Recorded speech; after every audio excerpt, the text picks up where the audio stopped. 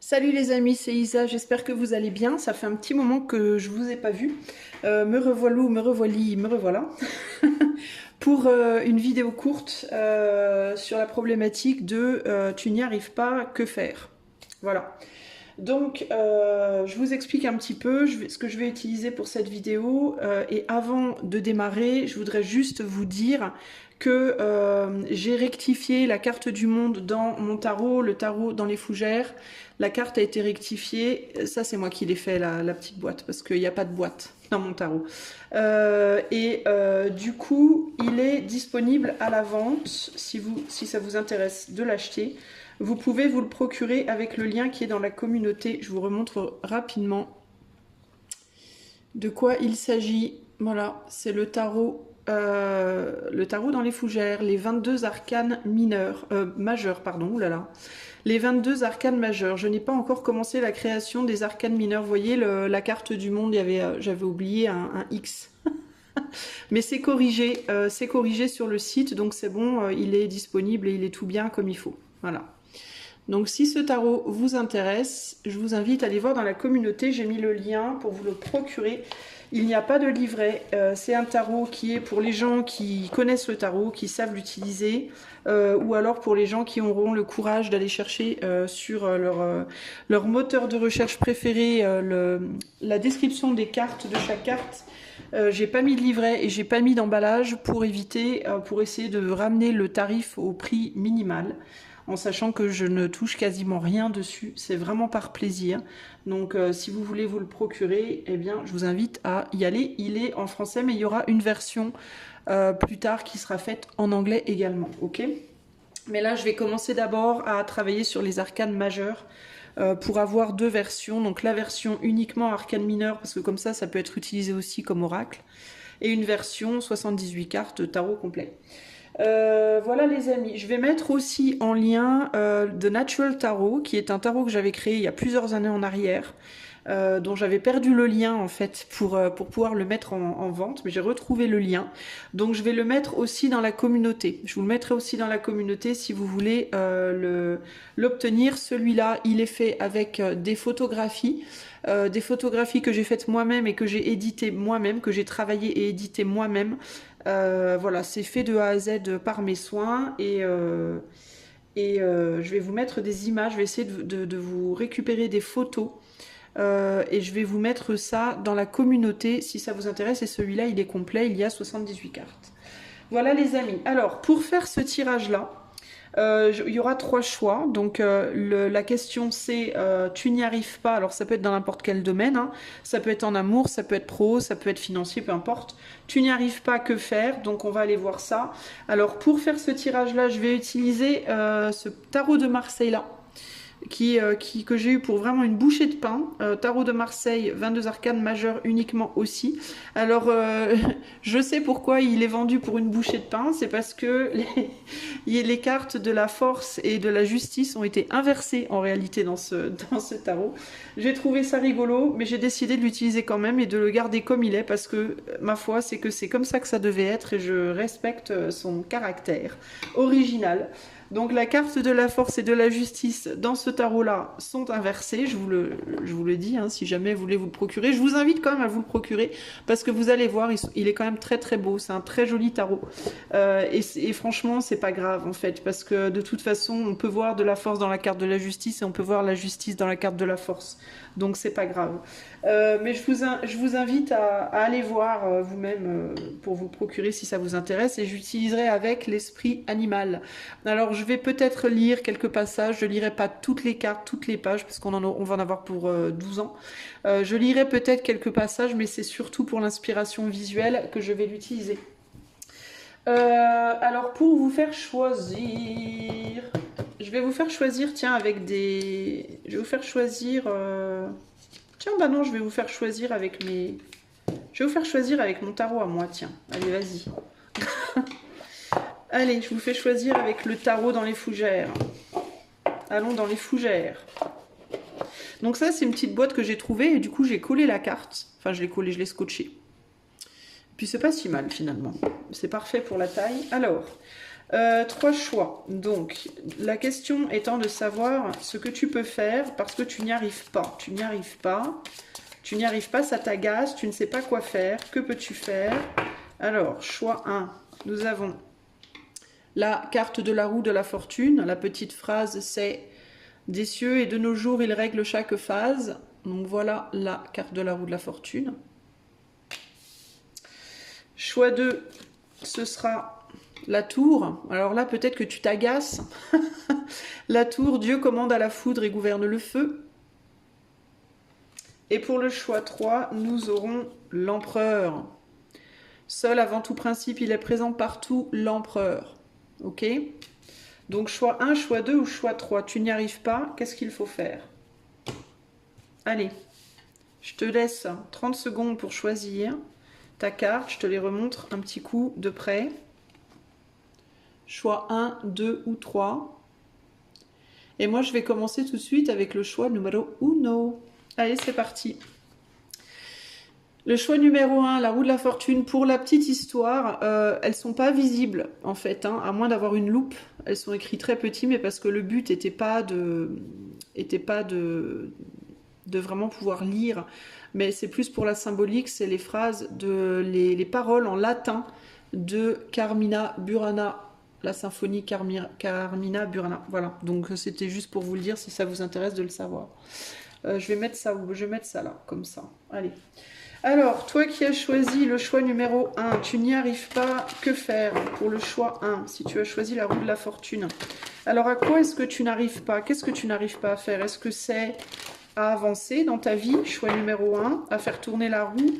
Est-ce que tu as l'impression qu'on va absolument t'emmener dans une direction où tu n'as pas envie d'aller, par exemple?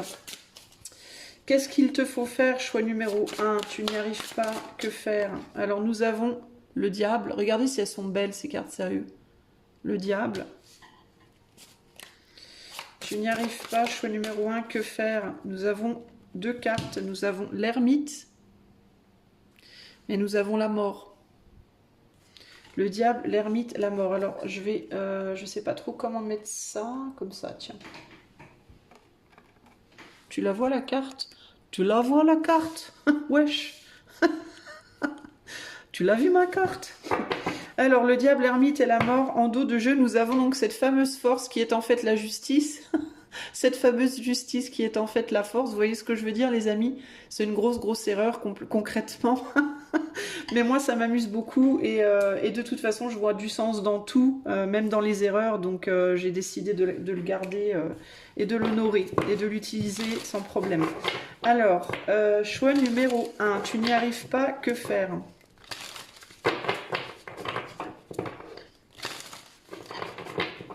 Tu n'y arrives pas, que dois-tu faire? Choix numéro 1. Allez, c'est parti. Choix numéro 1, tu n'y arrives pas, que te faut-il faire? J'essaie de me concentrer un petit peu.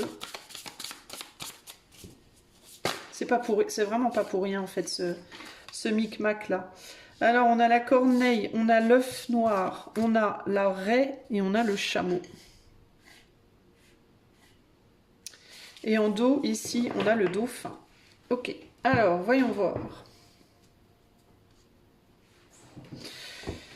De quoi nous parle-t-on pour le choix numéro 1?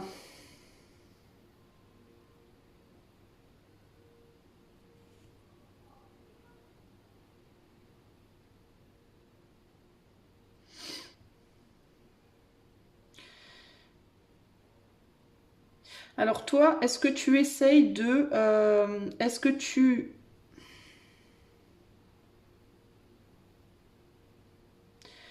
Est-ce que tu as envie d'avancer dans une direction, mais tu as peur de... Est-ce que tu as peur d'être seul? Est-ce que tu as peur de ne pas trouver aussi, j'entends, ce que tu espérais?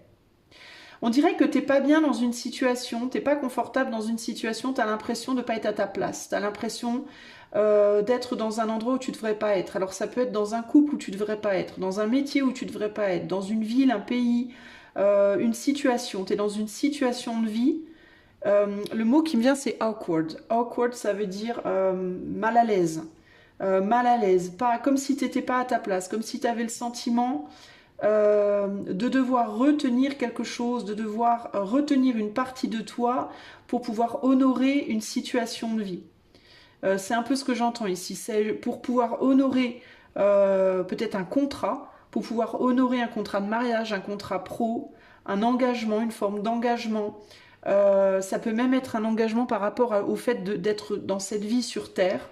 Il y a cette idée de je dois restreindre quelque chose, une partie de moi, pour pouvoir garder peut-être justement l'équilibre. C'est pas pour rien que tu as sorti cette carte-là, hein, qui est une erreur là. Et puis regarde ce qu'on a derrière là. Regarde la symbolique. C'est ouf quand même. Pour pouvoir garder l'équilibre, je dois peut-être être mature ici et ne pas me comporter comme un enfant. C'est un peu ça que j'entends ici. T'as envie de, on dirait que tu as envie de te lâcher d'une certaine manière, mais que tu oses pas le faire. Et il y a ce côté, si je le fais, si je me lâche, si je me comporte avec immaturité, je vais pas pouvoir faire partie du groupe, je vais pas pouvoir faire partie de ce monde, je vais être bizarre, je vais être rejetée, je vais être, voilà, on voudra pas de moi entre guillemets. Il y a quelque chose comme ça ici. Alors ça peut être quoi? Ça peut être que si tu lâches le couple dans lequel tu es, tu as peur de ne pas pouvoir retrouver quelqu'un qui va t'apprécier, qui va pouvoir reconnaître ta valeur. Si tu lâches le métier dans lequel tu es, tu as peur de ne pas retrouver un métier, tu as peur de ne pas trouver ta place ailleurs. Il y a quelque chose comme ça ici pour toi, choix numéro 1.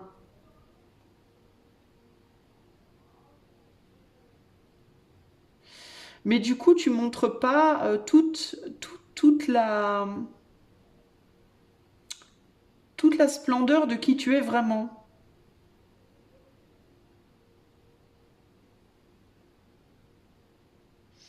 Je vais regarder vite fait l'arrêt.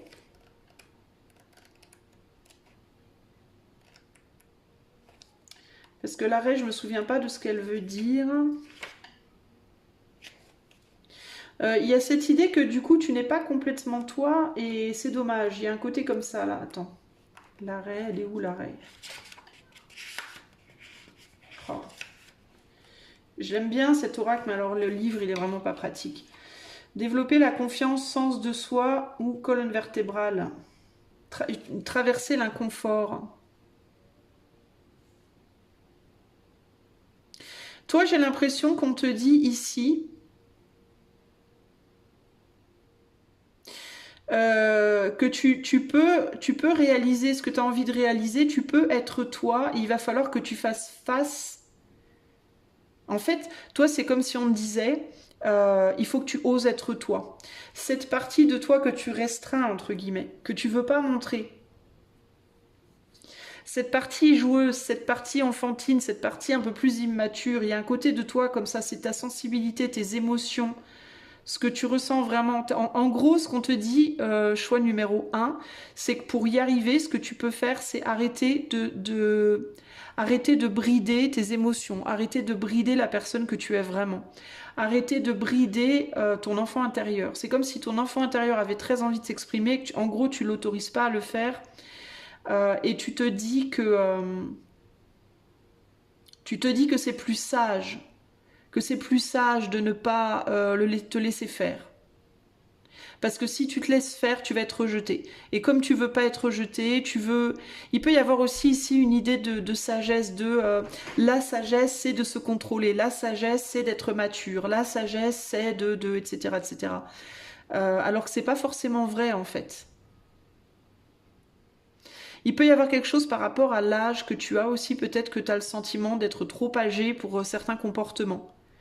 En mode, je sais pas moi, tu meurs d'envie de faire du parachute, c'est un truc complètement, enfin qui me vient comme ça, tu meurs d'envie de faire du parachute, tu te dis que tu peux pas parce que tu es trop vieux, trop vieille. Alors que c'est pas vrai du tout, la seule chose qu'il te faut pour faire du parachute, c'est une bonne santé en fait. C'est que ta santé, elle te le permette. Si tu as 80 ans et que ta santé te le permet, tu peux absolument sauter en parachute et il n'y a aucun problème en fait, tu vois.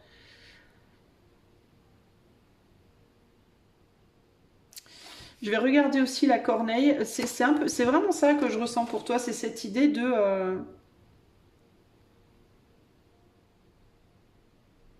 Tu retournes en arrière au lieu d'aller de l'avant. Tu veux pas aller de l'avant, en fait. Tu veux pas avancer dans ta vie, toi. On dirait que tu refuses d'avancer. C'est étrange. La corneille, elle nous dit spirituellement forte, créative, vigilante. Qu'est-ce qu'elle dit, la corneille? Don de voyance, force, clarté, en déséquilibre, elle est déracinée, hypersensible. Pratique quotidienne de la méditation. Ok. La corneille a longtemps été un symbole de magie. Une personnalité corneille est attirée par le surnaturel et a le don de voir. Est-ce que tu assumes pas un côté comme ça de toi? Est-ce que tu as un côté sombre comme ça que tu n'assumes pas? Est-ce que c'est lié à l'occultisme? Est-ce que c'est lié à l'ésotérisme? Est-ce que c'est lié à des pratiques non traditionnelles? Est-ce que tu es une personne qui veut faire quelque chose qui n'est pas du tout traditionnel, qui n'est pas du tout facilement admis dans notre société? Cartomancienne par exemple, ou je sais pas, le diable, ça peut représenter plein de choses. Est-ce que tu as envie d'être, je sais pas moi, de travailler dans l'industrie du SEX? Est-ce que tu as envie de... Tu vois, je ne sais pas. Mais il y a un côté de toi comme ça, sur lequel tu es assis, ou assise comme ce diable-là, à l'image de ce diable, et tu veux pas quelque chose de brillant, quelque chose qui est vraiment toi et qui est très très pour lequel tu serais vraiment vraiment doué ou pour lequel tu es vraiment vraiment doué, mais tu veux pas le montrer. Peut-être parce que tu as trop de moralité aussi. Il peut y avoir un côté de toi comme ça où tu es très dans la moralisation, tu veux pas te lâcher du coup. Parce qu'avec le noir, il peut y avoir un côté de toi qu'on pourrait qualifier de sombre, que tu veux pas montrer. Sauf que la problématique, c'est qu'en rejetant cette ombre, ou cette partie de toi qui est, on va dire, politiquement incorrecte, ou socialement incorrecte, eh ben tu te brides en fait. Tu brides un morceau de toi. La problématique, c'est qu'aujourd'hui, on ne veut pas te laisser avancer si tu n'es pas capable de montrer ce morceau-là de toi. Et avec le chameau et la raie, le chameau, en fait, il peut avancer très très longtemps sans boire de l'eau. Et la raie, elle est très originale. Donc il y a ce côté ici de montrer ton originalité et ne pas avoir peur.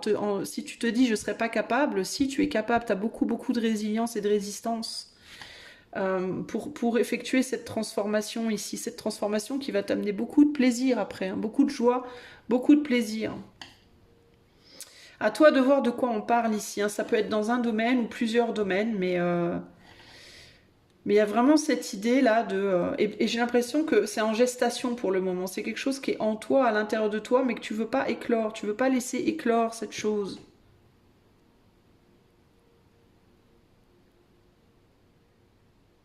Il peut y avoir aussi quelqu'un qui peut venir vers toi dans ta vie. Quelqu'un d'assez original, d'assez différent. Un homme, une femme, peu importe.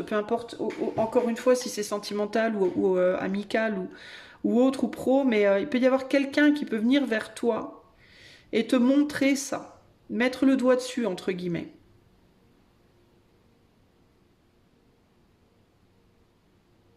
Une personne probablement plus âgée que toi.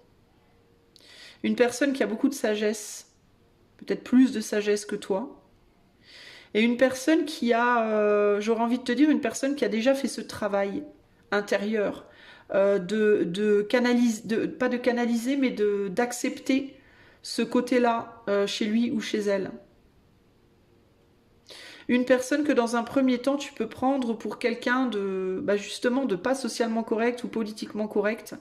Quelqu'un où tu peux te dire dans un premier temps, mais cette personne en fait elle a pas de morale, cette personne voilà, comment elle ose faire ci, faire ça, dire ci, dire ça. Quelqu'un qui dans un premier temps peut te paraître peut-être un peu choquant dans son comportement ou dans ses idées, mais qui au final est très libre en réalité dans ce monde. Vit sa vie et vit le monde avec beaucoup de liberté et beaucoup de puissance. Parce que c'est quelqu'un qui justement est émancipé de cette moralisation, de cette moralité. Et c'est quelqu'un qui viendrait vers toi, alors ce ne sera pas pour tout le monde, hein, mais je le vois dans certains cas là, qu'il peut y avoir quelqu'un, et c'est quelqu'un qui peut être très étranger à toi aussi, étranger dans le comportement, étranger dans les mœurs, étranger dans les croyances, étranger dans l'origine, Voilà, à voir. Mais il y a vraiment ce côté... quelqu'un qui va te dire, mais regarde, c'est déjà en toi. Parce que tu vois, regarde la corneille là. La corneille et la raie. Tu vois, toi, tu es assis dessus, ce potentiel, et cette personne-là, enfin, pour les gens vers qui il y a quelqu'un qui va arriver, elle l'a déjà intégré en elle, cette personne-là. Toi, tu es encore assis ou assise dessus. Cette personne-là, elle l'a déjà intégré. Tu vois?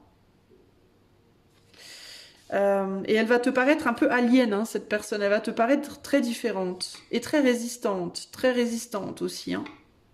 Très joueuse aussi. C'est quelqu'un qui peut vraiment se jouer, qui peut avoir un côté avec la mort là et le dauphin à côté, un côté comme ça un peu kamikaze, hein. Quelqu'un qui peut avoir peur de pas grand chose finalement dans la vie, hein. Être en mode comme ça, un peu capable de tout quoi, et n'avoir peur de rien. Il y a vraiment ce côté-là, hein. Et toi, j'ai l'impression qu'il faut que tu sortes de tes peurs véritablement, parce que tes peurs, elles te brident beaucoup trop. Il y a le besoin aussi avec la corneille sous le diable, là, il y a le besoin aussi de comprendre que même le diable a sa part de sagesse. Le diable a sa place dans ce monde et il a sa part de sagesse. Encore faut-il savoir la comprendre, et pour savoir la comprendre, bah, il faut oser aller la voir, quoi. Et c'est ça qui est compliqué pour toi, j'ai l'impression.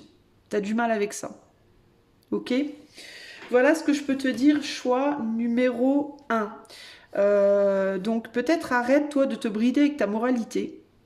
Ose peut-être plus les choses, et ose t'autoriser à être à nouveau un enfant ou une enfant. Ce que tu as bridé depuis longtemps, essaie de le lâcher un peu, essaie de te lâcher un peu. Et tu verras que ça débloquera ta situation et que tu y arriveras. Ok ? Voilà pour toi, choix numéro 1. On va aller voir maintenant le choix numéro 2.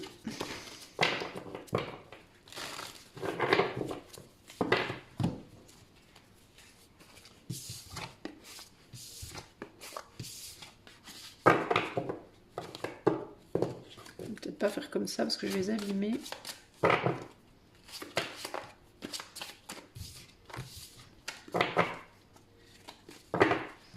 Allez, choix numéro 2. La tour. Si tu as choisi la tour, tu n'y arrives pas, que faire? Tu n'y arrives pas, que faire? Ah, qu'est-ce que tu n'arrives pas à faire? À te pardonner quelque chose? À oublier quelque chose? À terminer quelque chose? Qu'est-ce que c'est que tu n'arrives pas à faire? Choix numéro 2. C'est les choses qui me viennent ici, hein. À assumer quelque chose? Choix numéro 2. Qu'est-ce que tu n'arrives pas à faire et comment y arriver? Comment débloquer cette situation? Choix 2. Alors, on a le jugement avec... Je vous les montre, elles sont tellement belles. Regardez-moi ces beautés. Le jugement avec l'amoureux. Comment débloquer la situation? Choix numéro 2.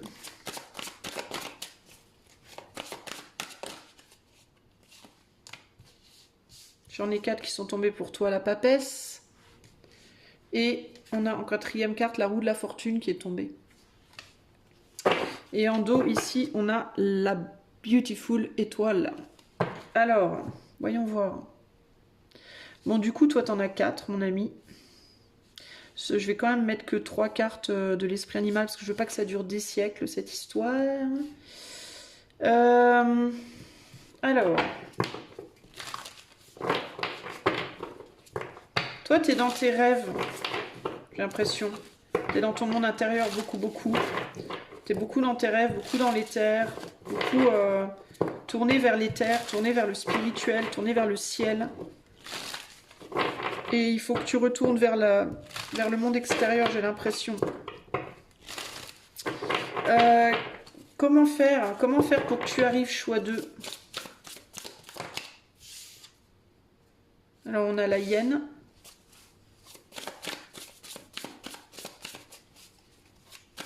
Il peut y avoir un petit Complexe de supériorité pour toi, choix 2 aussi. Tu peux avoir une tendance à penser que les gens dans le monde sont fous, sont bêtes, comprennent rien, sont trop terre à terre. Il peut y avoir un côté comme ça chez toi. Comment faire? Choix 2 pour y arriver.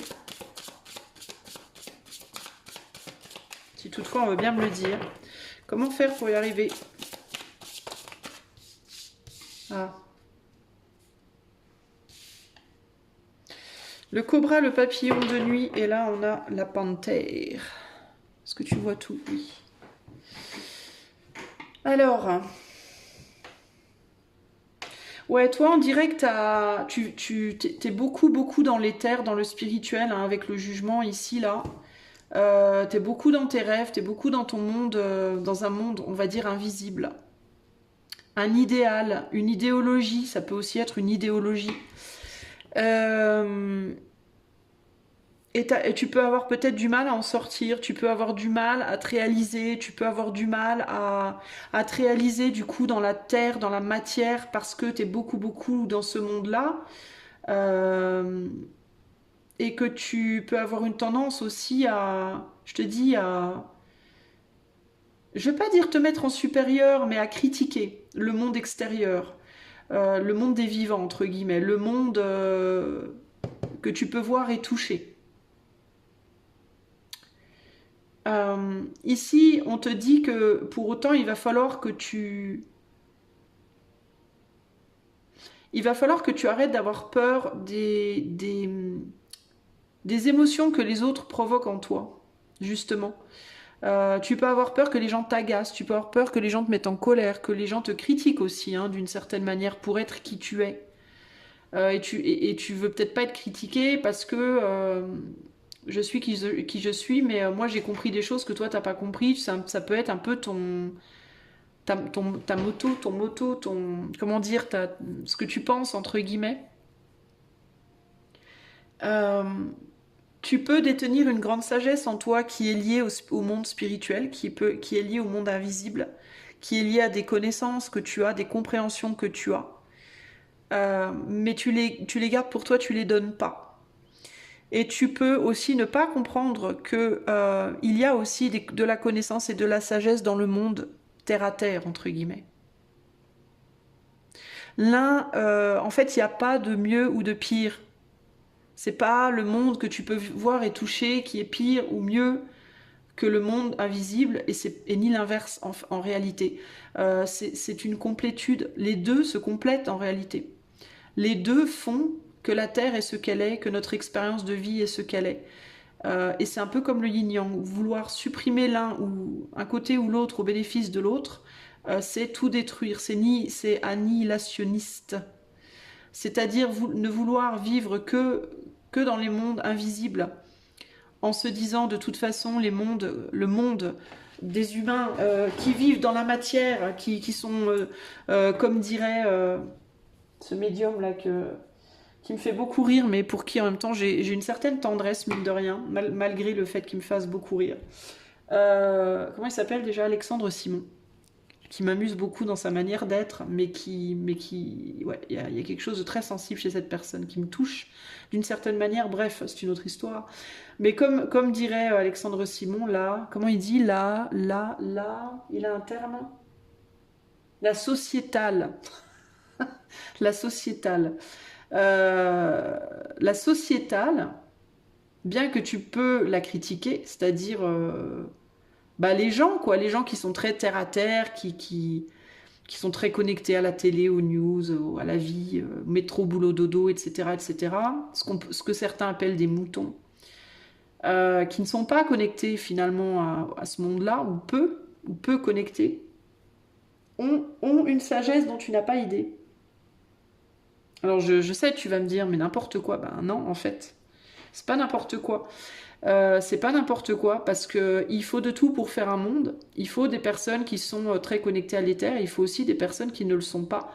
Parce que si tout le monde était très connecté à l'éther, il n'y aurait pas besoin de vie sur Terre. C'est-à-dire qu'on n'aurait pas besoin de s'incarner.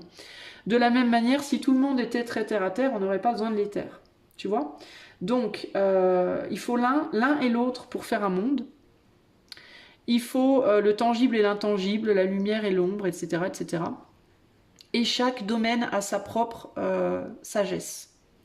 Chaque domaine a sa sagesse, chaque domaine a ses connaissances, chaque domaine a ses expériences, etc., etc. Et personne n'est mieux en fait. Hein. C'est pas mieux la Terre que les terres. C'est une expérience différente.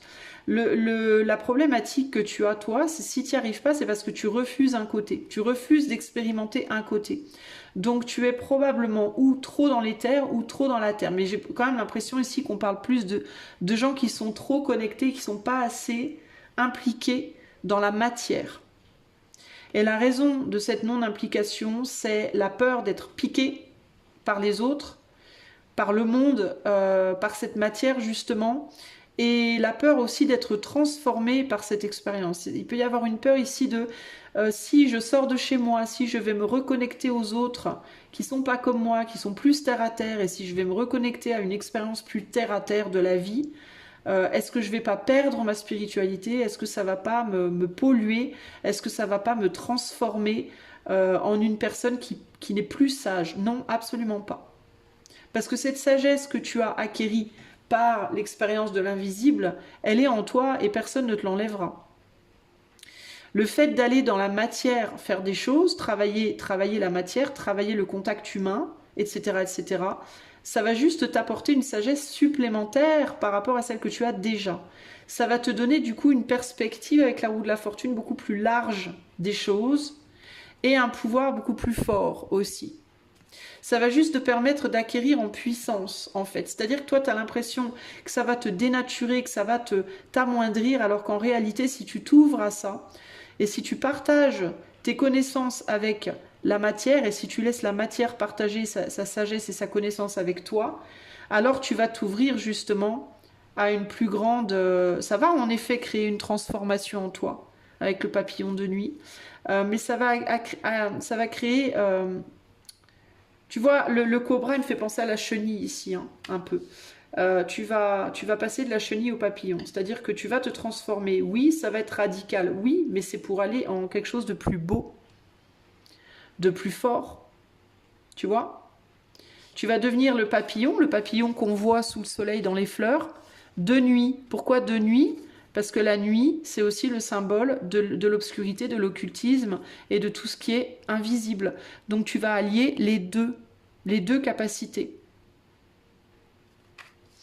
Avec le cobra, il y a l'idée d'être à l'état du ver, mais un ver très puissant, c'est-à-dire que tu n'es plus un ver, tu es un serpent. Mais c'est pas bon. Tu peux être dans une forme d'autodestruction, en fait, dans ta condition présente, parce que justement, tu refuses de passer par cette transformation-là. C'est un choix qu'il faut que tu fasses. C'est pas quelque chose qui va t'être imposé, c'est un choix que tu vas devoir faire. Tu finiras par le faire, ce choix pour moi, mais tu peux avoir du mal. Pour autant, on te dit que tu as des signes déjà. Il y a déjà des signes que tu reçois et des choses qui t'appellent vers cette matérialité, vers cette matière. Alors la matière, ça peut être le fait d'aller te reconnecter aux autres, de recréer des relations. Ça peut être le fait d'aller travailler dans un job métro boulot dodo pendant un certain temps. Ça peut être le fait de te reconnecter à la valeur matérielle, les choses, les objets, l'argent, ton corps, tout ce qui est matériel. Il y a l'idée de devoir se réancrer, s'ancrer, se réancrer, construire quelque chose dans la matière, peut-être avec une personne, construire un couple, faire des enfants, acheter une maison, je sais pas moi, un chien, une voiture, voilà, un canapé. Faire l'expérience de la matière dans toute sa splendeur entre guillemets, et ne pas en avoir peur, sans te dire oulala mon Dieu si je fais ça, je vais mourir en tant qu'être spirituel. Absolument pas. Absolument pas. Tu vas pouvoir aussi apporter beaucoup de ta sagesse en faisant cette expérience-là. J'essaie de voir s'il y a autre chose qui me vient. On voit que tu as déjà... tu sens, hein. Pour moi, tu sens. Tu sens que tu dois y aller, mais ça te fait très peur. T'as peur de t'y perdre, t'as peur de pas... Peut-être que t'as peur qu'on se moque de toi aussi, peut-être que t'as peur qu'on ne prenne pas au sérieux. Il peut y avoir aussi ce côté-là. Dans certains cas, ça peut être que tu as des capacités spirituelles qu'il faut que tu ailles les montrer, les exposer, les montrer aux autres. Il y a vraiment cette idée avec la papesse. De toute façon, la papesse, c'est quelqu'un qui détient des secrets, des capacités, de la sagesse, mais qui la garde pour elle. Et avec la roue de la fortune, il y a cette idée de vas-y, sors les choses, fais sortir les choses de toi, montre ce que tu sais faire. Montre-toi en fait. Tu vois, sors de la nuit pour aller peut-être plus vers le soleil aussi. Hein. Va montrer ta puissance, va montrer ton pouvoir, va montrer tes capacités. Il peut y avoir ce côté-là.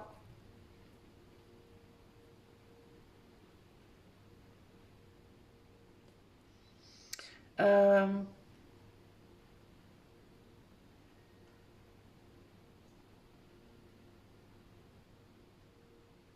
Il peut y avoir quelque chose par rapport à ton enfant intérieur aussi, choix 2, qui est un petit peu particulier. Ouais, bah, de toute façon, ça rejoint ce que je te disais, que tu n'oses pas vraiment montrer, que tu n'oses pas vraiment lâcher. Et là, il y a vraiment un besoin de montrer les choses, d'oser sortir et d'oser montrer les choses. Voilà ce que je peux te dire. Choix numéro 2. Je te parlais tout à l'heure de culpabilité, j'essaye juste de voir pourquoi on me parle de culpabilité.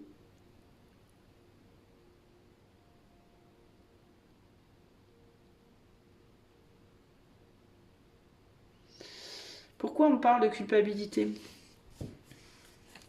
J'ai ce mot-là. Pourquoi est-ce que tu te sens coupable? Ah, regarde, on a le papillon. On a le papillon. On a le papillon et le papillon de nuit. Alors attends, je vais regarder vite fait ce que nous dit le papillon. Parce qu'il y a quelque chose par rapport à la culpabilité, mais je comprends pas ce qu'on veut me dire exactement. Il est où ce papillon? Je cherche, j'arrive. Le papillon, le papillon. Alors le papillon, en grand changement et un grand changement et transformation.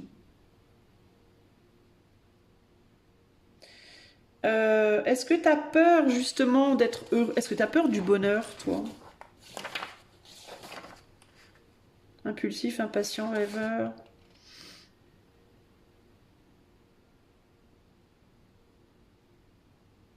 T'as peur? Est-ce que le fait de changer de vie, est-ce que le fait de te transformer provoquerait en toi une culpabilité? Est-ce que t'as peur de faire du mal à quelqu'un en transformant ta vie? Est-ce que t'as peur de chambouler la vie de quelqu'un d'autre en transformant la tienne?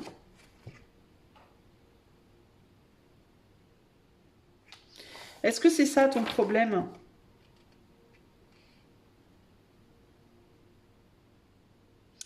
Ouais, il y a vraiment cette idée de... Tu vois, je te disais qu'il fallait que tu passes de la nuit au soleil, du papillon de nuit au papillon du soleil, de la nuit au jour. Mais j'ai l'impression que tu as peut-être peur. Tu as peut-être peur de laisser derrière toi quelqu'un. Quelqu'un qui n'aurait peut-être pas envie non plus de te voir changer, de te voir évoluer. C'est ça la culpabilité peut-être. Tu as peur de briser quelqu'un, de briser quelque chose. Ça, il va falloir que tu travailles dessus aussi. Parce que c'est comme si on me disait que cette personne, si c'est le cas pour toi, parce que ça parlera peut-être pas à tout le monde, mais si c'est le cas pour toi, c'est comme si on me disait que cette personne, elle n'était pas de la même nature que toi. Elle est très différente de toi et vous pouvez pas, ça peut pas coller en fait véritablement. Vos objectifs de vie, vos buts de vie, vos objectifs sont pas les mêmes. Vos rôles non plus sont pas les mêmes. Il y a quelque chose comme ça ici. Et il y a une personne ici qui est très bonne, très sincère, très. Est-ce que tu t'es fait embarquer toi dans l'ombre de quelqu'un d'autre? Est-ce que tu t'es fait embarquer par l'énergie d'une personne, dans l'énergie d'une personne qui n'est pas comme toi et qui te maintient, enfin qui te maintient, c'est pas comme si elle te forçait cette personne, mais qui te maintient peut-être par de la culpabilité dans une ombre pour pas qu'on te voie, en te culpabilisant. Ou en te disant des choses qui te font mal. C'est ce qui me vient là. Pose-toi les bonnes questions, pose-toi la question. Et si les réponses à tout ça, c'est oui, ben, utilise ta sagesse pour savoir, pour avoir la réponse sur est-ce que c'est une bonne chose ou pas. Et regarde, je te parle de quelqu'un et on a l'œil d'un dragon qui te regarde. On a le dragon qui te regarde et on a la maison de Dieu derrière. Et on a quoi là? La tour. Ouais. Il y a quelqu'un qui a peur de rester derrière. C'est quelqu'un avec qui tu as un lien émotionnel et il y a une personne qui a peur de rester derrière. Si toi tu avances, cette personne elle a peur de rester derrière. Il va falloir faire attention par rapport à ça. On a le dragon, le loup et le serpent à l'envers.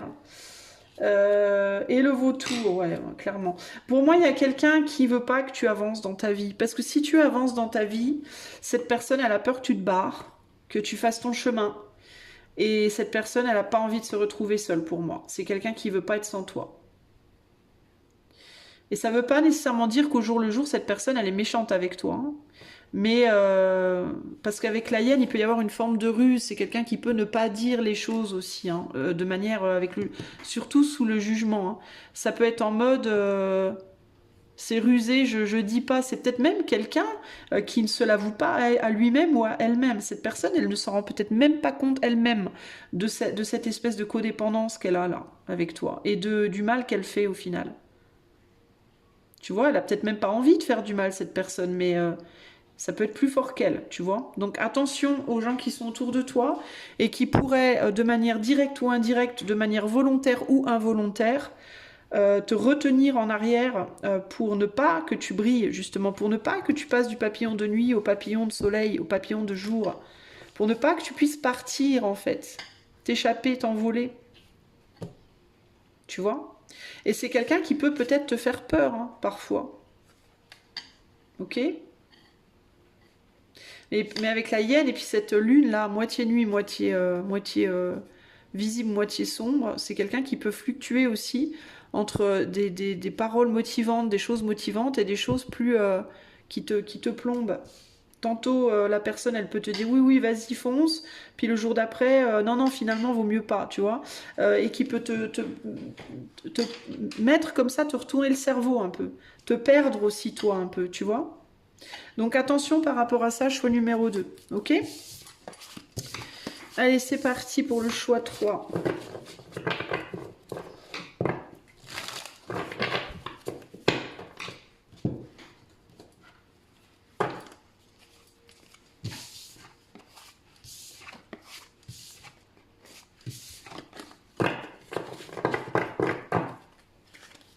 Pas que je tourne mes cartes. Elles sont fragiles. Elles sont très belles, mais elles sont un peu fragiles. En même temps, elles sont très très peu chères, donc c'est un peu normal que ce soit pas une qualité hors du commun. Alors, donc si vous les achetez, à manipuler avec précaution. Je vous le dis. Ok, choix numéro 3, l'empereur. Choix 3, l'empereur. Alors, à quoi tu n'arrives pas, toi ? À t'imposer, à décider, à devenir un empereur, que tu sois homme ou femme, c'est-à-dire à contrôler ta vie, stabiliser ta vie, bâtir quelque chose, prendre les bonnes décisions, etc. Te décider même peut-être. Qu'est-ce qui se passe, choix numéro 3 ? À quoi est-ce que tu n'arrives pas ? Peut-être à trouver quelqu'un aussi. Tu te sens peut-être très seul, choix 3. À quoi est-ce que tu ne réussis pas et comment faire, choix numéro 3 ? Alors, on a notre fameuse justice force. J'adore. Moi, je trouve ça rigolo. Alors, choix 3. À quoi est-ce que tu ne réussis pas ? Et pourquoi ? Et comment faire pour y arriver ? On a le pendu. Je te la montre parce qu'elles sont tellement belles que je te les montre. Le pendu. Moi, j'adore que ces deux cartes, elles soient inversées. Ça donne vraiment du caractère. En fait, j'adore. Je trouve ça... C'est un peu comme une personne qui serait super belle et puis qui aurait le nez tordu ou une dent en moins, mais que ça ferait tout le charme de la personne. C'est un peu l'idée. Alors, à quoi est-ce que tu n'arrives pas, choix numéro... Ah, toi, on a la papesse renversée. Elle est tombée renversée, donc je la garde comme ça. Et pourquoi, surtout, et comment faire ? On a l'amoureux ici. Alors, choix numéro 3. Comment y arriver? Comment est-ce que tu peux y arriver, choix 3? On dirait que tu veux pas... tu veux pas t'approcher de tu veux pas approcher quelque chose qui est pourtant... Parce que tu as l'impression que c'est dangereux, alors qu'en réalité, ça peut être... Comment est-ce que tu peux y arriver, choix numéro 3? Comment y arriver?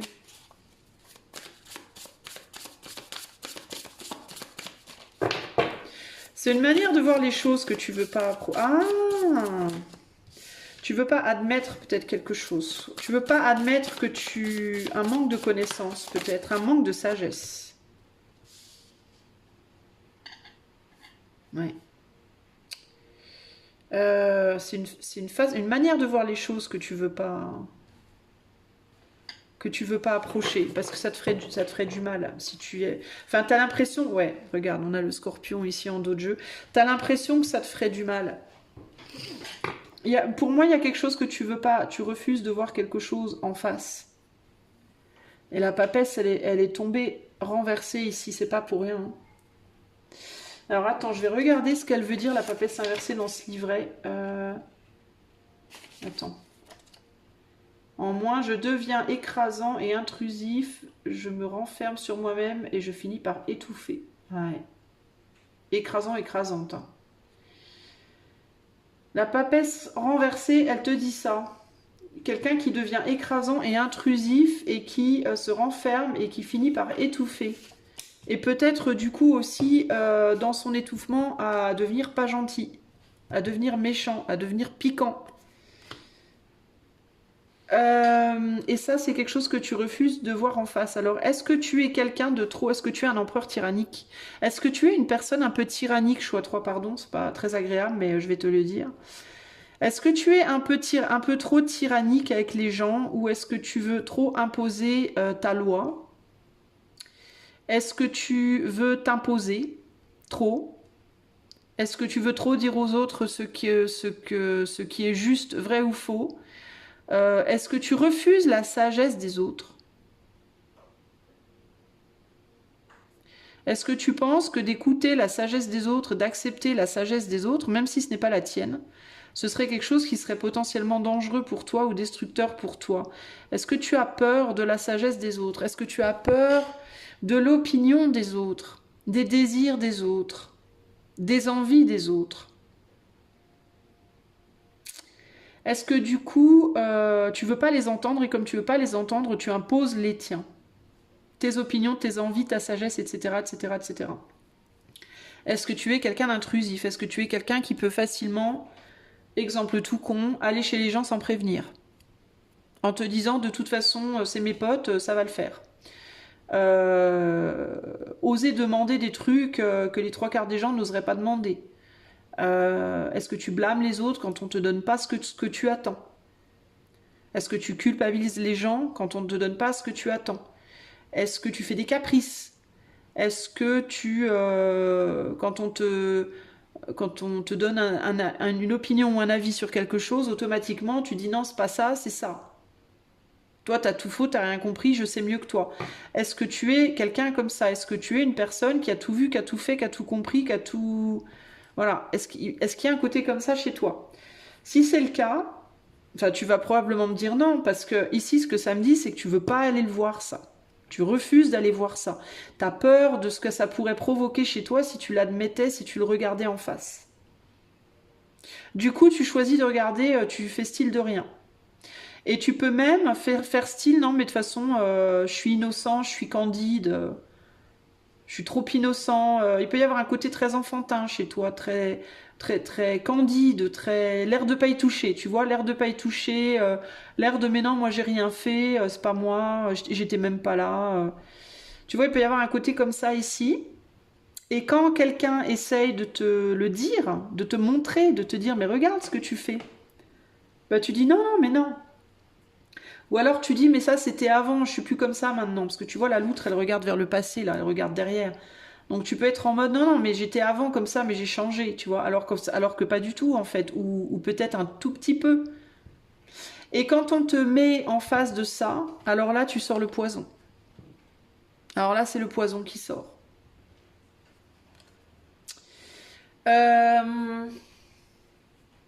Qu'est-ce qu'il faut faire? Ben, il faut que tu acceptes. Ça fait partie de toi, il faut que tu l'acceptes. Si tu es comme ça, bah déjà c'est comme ça que tu es, donc c'est ni bien ni mal, c'est juste comme ça que tu es. Et d'une, et de deux, il y a une raison à ça. Est-ce que la raison, c'est que dans le passé, on t'a beaucoup critiqué? Est-ce qu'on t'a beaucoup critiqué dans le passé? On a le phénix ici derrière le scorpion. Est-ce que tu es quelqu'un qui a vécu quelque chose de dur déjà dans ta vie? Est-ce que tu n'étais pas comme les autres? Est-ce que tu t'habillais différemment? Tu parlais différemment? Tu avais des goûts bizarres, différents? Est-ce qu'on t'a beaucoup critiqué? Est-ce qu'on t'a beaucoup brûlé, entre guillemets, piqué? Est-ce que toi aussi tu t'es fait beaucoup, beaucoup piquer dans ta vie? Et du coup, tu as développé cette espèce de carapace d'empereur un peu tyrannique pour te défendre, pour pas qu'on te fasse du mal. Tu vois? Ouais, la maison Dieu, le monde. Ton monde, il s'est écroulé déjà au moins une fois, peut-être même plusieurs fois, avec la lune derrière. Est-ce que ton monde s'est écroulé déjà une ou plusieurs fois? Est-ce que ça s'est écroulé dans ta vie amoureuse, dans ta vie pro? Est-ce que tu as connu un ou plusieurs échecs qui ont essayé de te réduire un petit peu, entre guillemets, en cendres? Et que pour parer à cette ou ces pseudo-catastrophes, pour parer à cet effondrement, tu t'es construit une carapace d'empereur tyrannique. Je veux pas qu'on voit ma faiblesse. Et pour cacher mes faiblesses, je vais me montrer... je vais mettre les pieds dans le plat, entre guillemets. Je vais me montrer arrogant, arrogante, têtu, borné, envahissant, etc., etc. Étouffant ou étouffante. Tu vois? Et on te dit que pourtant t'as la sagesse, tu l'as, la sagesse. Tu l'as en toi, mais c'est comme si tu l'avais, mais que tu voulais pas l'utiliser. Tu sais très bien ce que tu devrais faire. Je pense que tu as déjà compris, tu l'as compris, mais tu veux pas l'utiliser. Pourquoi tu veux pas l'utiliser? Parce que tu as peur, si tu acceptes de regarder en face ces façons de faire qui font du mal finalement autour de toi, parce que du coup tu obtiens une forme de rejet, et quand on te rejette, tu deviens mauvais ou mauvaise. Tu peux piquer sévèrement les gens. Tu peux être en mode ah ouais tu vas me rejeter, ah ouais tu vas me dire ça, tu vas me dire que je suis un tyran, tu vas me dire que je suis une intolérante, tu vas me dire ah bah attends, je vais t'en foutre plein les dents. Tu vois, tu peux avoir un côté comme ça mauvais, mesquin quand on te pique sur ce côté-là de ta personne que tu refuses de regarder en face. Ben tu peux en retour piquer toi aussi, et ça peut faire très mal. La raison pour laquelle tu es comme ça et tu refuses d'en sortir de ce schéma-là, c'est parce que tu as peur que ton monde s'écroule à nouveau. Tu as peur d'être vulnérable en fait. Tu veux pas être vulnérable. Tu veux pas te montrer vulnérable. Tu veux pas être le gentil ou la gentille. Tu veux pas laisser ta place. Parce que tu as peur qu'on te brise encore une fois. En fait, la problématique de cette situation, c'est que... Enfin, c'est une problématique sans en être une, parce qu'après, chacun fait ses choix de vie, et de mon point de vue très personnel, il n'y a pas de bon ou de mauvais choix, il y a juste des choix. Après, c'est à toi de voir comment ça agit dans ta vie et comment ça t'isole, parce que j'ai quand même l'impression qu'il y a beaucoup de solitude en toi. Et c'est là qu'il peut y avoir une problématique pour toi, c'est que cette solitude, si tu la gères mal, ça veut dire que t'en souffres, ça veut dire que ça te fait souffrir d'être comme ça, et ça peut devenir un problème. Donc le truc, c'est que... je sais plus ce que je disais du coup.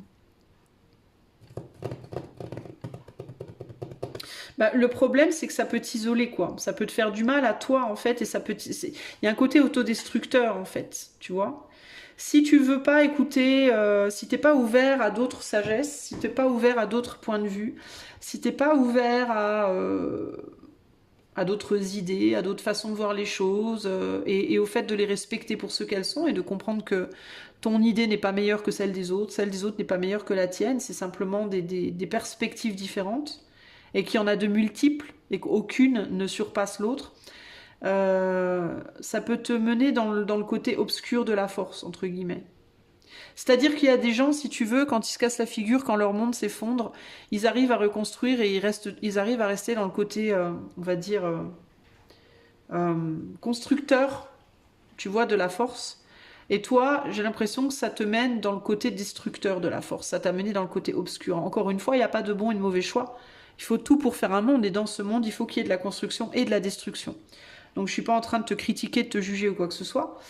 C'est juste que je te dis que ce côté-là, c'est bien si toi, c'est ton côté, si c'est ton âme qui est comme ça, si voilà, si c'est ton chemin de vie, si tu ne souffres pas de cette solitude et de ce rejet, tout va bien. Si par contre tu en souffres, et là on est sur un tirage, j'y arrive pas, comment faire, donc il y a forcément une forme de souffrance, surtout avec cet empereur-là qui paraît très seul, qui paraît très... comme s'il se tirait un peu dans le pied, c'est comme s'il était prêt à se planter sa propre épée dans le pied en fait, hein, d'une certaine manière. Hein. Dans ce cas, on peut dire que c'est peut-être pas ce que ton âme aspire à être. C'est de ce côté-là que ça peut du coup devenir un peu négatif, tu vois ce que je veux dire. Donc si c'est le cas, bah, ce qu'on va te dire c'est accepte. Quand on te dit de changer de posture, accepte de changer de posture en fait. Le fait que tu acceptes de changer de posture ne fait pas de toi un sous-homme ou une sous-femme entre guillemets. Ça fait juste de toi quelqu'un qui va être dans une forme de justice. Et là, tu vois, c'est intéressant qu'on ait cette carte. Hein. Tu la retiens, cette justice. Tu veux pas qu'il y ait une justice. Pourquoi? Parce que de ton point de vue à toi, tu n'as pas eu de justice.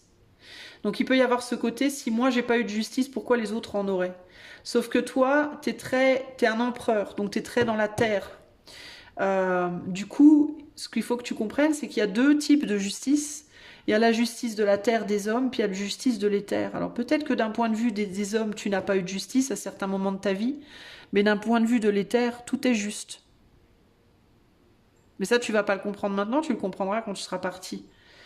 Mais le fait est que tout est juste d'un point de vue de l'éther, parce que d'un point de vue de l'éther, il n'y a pas cette polarité, cette division qu'on connaît sur Terre. Si tu voulais comprendre ça, si tu voulais essayer au moins d'y penser, tu pourrais peut-être t'ouvrir à cette idée que finalement tu as eu justice. Mais c'est une justice qui te plaît pas. Mais tu as eu une justice. Et c'est pas parce que toi, tu as un sentiment d'injustice que tu dois être injuste avec les autres. Et quand tu vas chez les gens sans frapper, quand tu imposes ta vision des choses, quand tu forces les gens à faire des choses qu'ils n'ont pas envie de faire, etc., etc., etc., c'est pas être juste. Alors évidemment, encore une fois, d'un point de vue de l'éther, tout est juste. Mais d'un point de vue de la terre, c'est pas juste non plus. Tu vois? Et puis c'est pas être un enseignant pour les autres aussi. L'empereur, il a un rôle d'enseignant d'une certaine manière. L'empereur, c'est le père de famille. Le père de famille, il est censé enseigner à ses enfants des choses. Et quand tu manifestes pas la justice pour les hommes dans ton comportement, tu n'enseignes pas à tes enfants à la manifester non plus. Donc ça veut dire aussi que du coup, tu emmènes tes enfants avec toi dans ton cheminement de force obscure. Tu vois, et autodestructrice du coup. Donc évidemment, j'ai des mots qui sont assez extrêmes, j'ai une manière d'exprimer les choses qui est assez extrême, mais c'est pas forcément aussi extrême pour toi. Ça peut se décliner de différentes manières, on est sur du tirage collectif ici, mais par contre, il y a vraiment cette idée de tu te tires dans le pied en fait. Et ce qu'il faut que tu fasses, c'est d'ouvrir les yeux sur cette autre perspective qu'on essaie de t'amener, mais que tu rejettes à chaque fois. Et sur laquelle tu réagis très mal, en fait. Tu vois? Voilà ce que je peux te dire, mon ami du choix 3. Donc, à méditer pour pouvoir avancer. Ok? Voilà pour toi, j'espère que ceci t'aidera. Je te fais des bisous et je te dis à bientôt pour de nouvelles aventures. Ciao, ciao!